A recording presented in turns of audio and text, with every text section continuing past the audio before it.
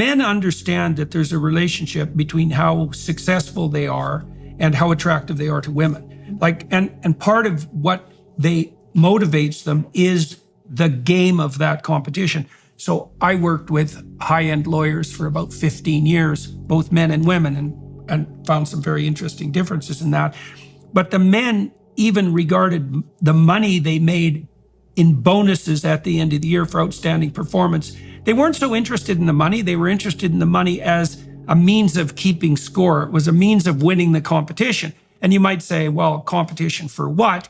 And the answer to that is, well, let's call it competition, not for status exactly, but for reputation. But the consequence of a stellar reputation is that, and men who have that are much more attractive to women. And you might say, well, women go after wealth, but I think that's nonsense. And I think that's also belied by the relevant evolutionary biology theory, because what it shows, and tell me if I've got this wrong, is that women use wealth as a marker for attractiveness because they use wealth as a marker for competence.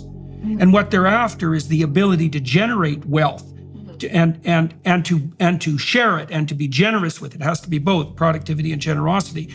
And a decent marker for the capacity to generate wealth is wealth, although it's not the only criteria. So women are looking for competence, and men, it's a very strange thing about men, they compete among themselves for competence-based reputation.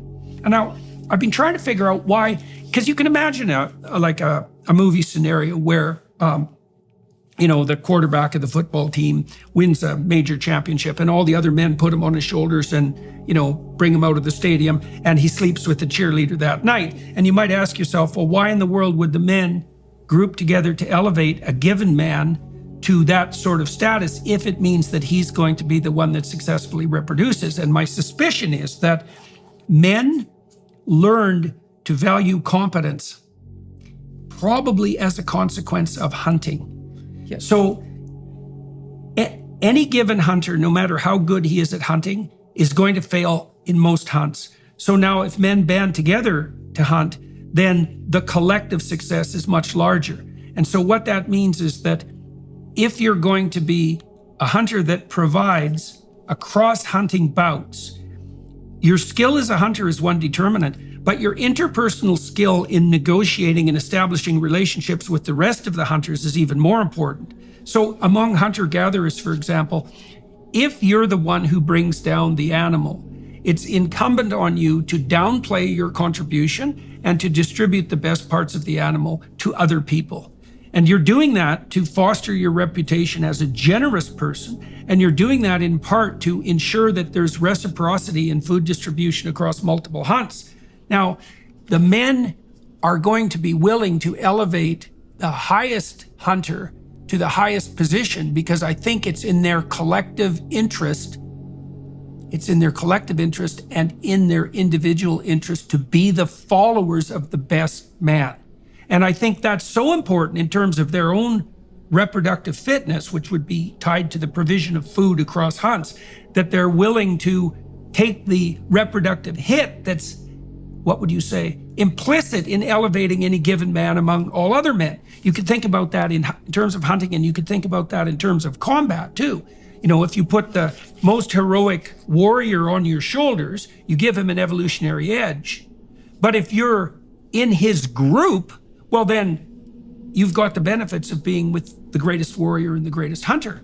And so I don't know if the evolutionary biologists have been able to calculate out the relationship between establishing a reciprocal relationship with a great hunter or a great warrior versus the costs of men competing to elevate a given man to the highest possible position. It's a very weird thing that men do. No, I think you hit the nail on the head though. I mean, I think that the benefits of aligning yourself with somebody who's very powerful, think about it. If there's somebody, and let's say that he's, 1.0 and you're sort of 1.1, and so there's somebody who's a better performer than Yeah.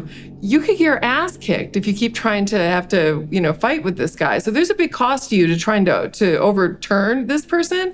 And there's a lot of benefits of aligning with the person who's also really competent. And so That's I think especially true if it's a Pareto distribution in terms of competence, right? Because yeah. the really competent person might be like 100 times more competent. Well, right, exactly. And so it's like, I think that there's a lot of benefits that come, especially to men, because of the hunting context of aligning with another man in that context. And there's also this tendency in so this has been very well studied in non-human animals, but we see a very similar version of this in humans. But have you ever heard of lekking behavior? So a lek is a place where males within a species will gather to attract mates. It's almost like a club. It's like the frogs. Like frogs, for example, are a lekking species.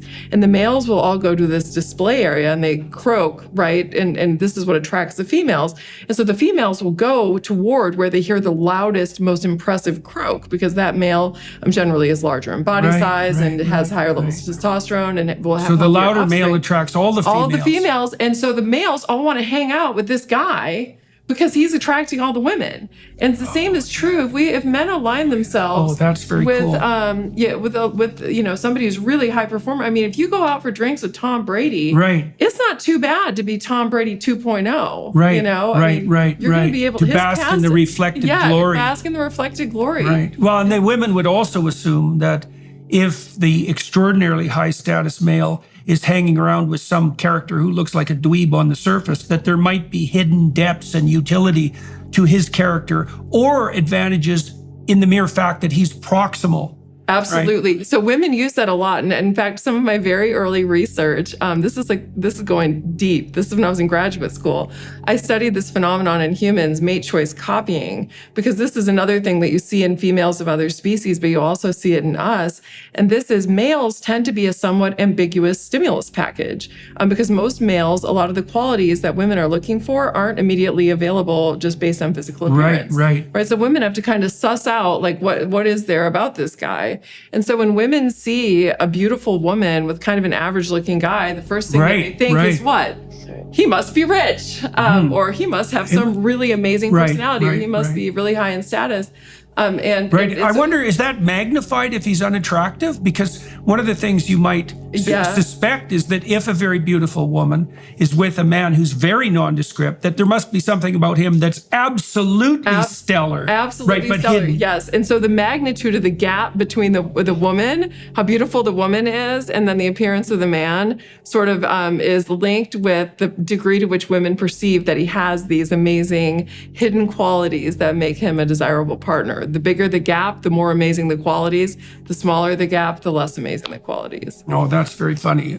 So the proper mating strategy is if you're a spectacularly endowed male, is to hire a beautiful woman to go to clubs with you. Absolutely. Right. Absolutely. And you would actually probably do better than a more attractive man with the same woman, because people would think that you must really have something going on to have attracted her and look like that. Right.